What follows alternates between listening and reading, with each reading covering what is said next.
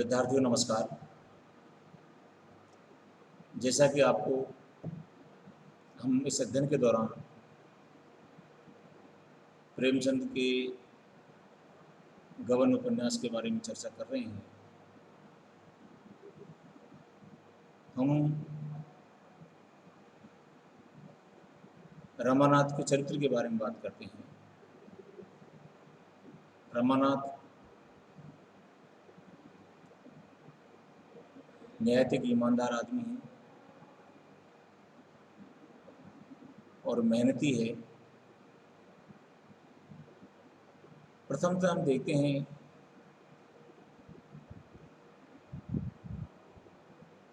कि शादी के बाद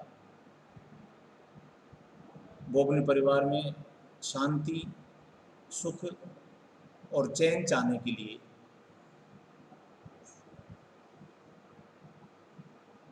सबसे पहले अपनी पत्नी जालपा गुड फेथ में लेता है और इस गुड फेथ के बाद वो जो शादी में कर्ज हो गया है, जो कर्ज चढ़ गया है साहूकार का, उस कर्ज को चुकाने के लिए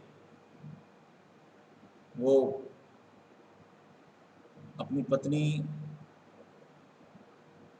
को जो सामान, गहने, आभूषण लेकर गया था उनको वापस साहूकार को बेच देता है, वापस दे देता है। तो अपनी तरकीब से सबसे पहले अपने घर के कर्ज को चुकाया, अर्थात अपनी पत्नी को गुड फेथ में लिया, विश्वास में लिया। यह भी उसकी एक विशेषता है।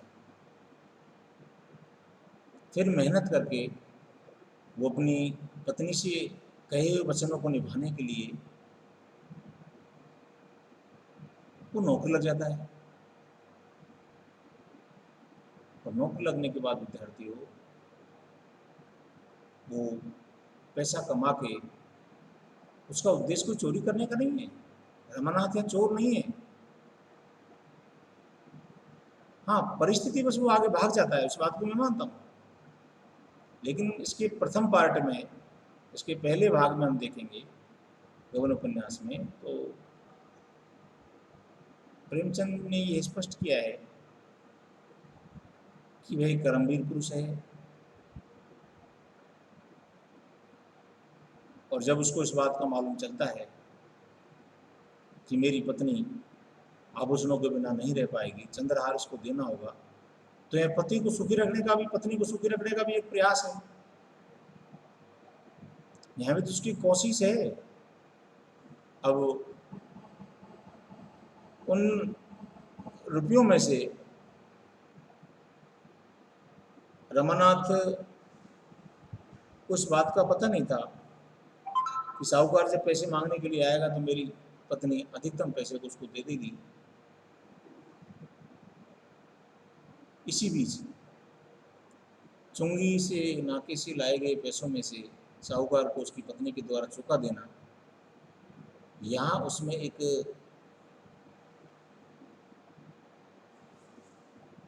चिंता का विषय बन जाता है कि आखिर इस पैसों को मैं चुकाऊंगा कैसे। यहाँ तक रमानाथ एक कर्मवीर व्यक्ति है। अपने परिवार का कर्ज चुकाया, अपनी पत्नी को खुश करने के लिए प्राइवेट नौकरी की, नौकरी के बाद में वो चंद्रहार लाना चाहता था। चंद्रहार नहीं ला पाता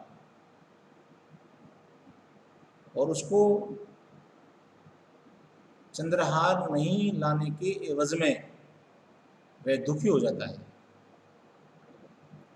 और हम यूं कहे विद्यार्थियों की, इस दौरान रमानाथ घबरा जाता है कि मेरी नौकरी जहाँ है उसको मैं क्या जवाब दूंगा, मेरी पत्नी से सामने मैं कैसे जाकर खड़ा होऊंगा, कैसे जाकर मुंह दिखाऊंगा। लेकिन इन सब के बावजूद रमानाथ यदि, जिसे हम सीधी भाषा में कहें कि नट्टा बन जाता, तो शायद उसको ये दिन देखने के लिए नहीं मिलते और रमानाथ भाग कर नहीं जाता। इन विशेष परिस्थितियों का उसको आभास जब लगा तो अपने कर्मस्थली से वो भाग जाता है, वो टूट जाता है। आगे चलकर पाठक उसको कमजोरी कहेंगे, लेकिन प्रथमतः विद्यार्थियों, रमानाथ एक अच्छे पति के रूप में उभर कर सामने आए। उसने एक विशेष परिस्थितियों में अपने परिवार में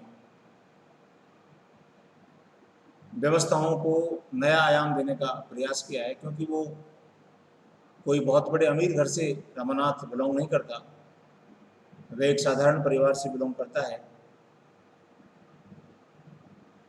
और साधारण परिवार से संबंध रखने के कारण वो अभावों का जीवन जीता है। इन अभावों के कारण वह पूरी तरह से घर की सारी व्यवस्थाएं सुचारू करता इससे पहले ही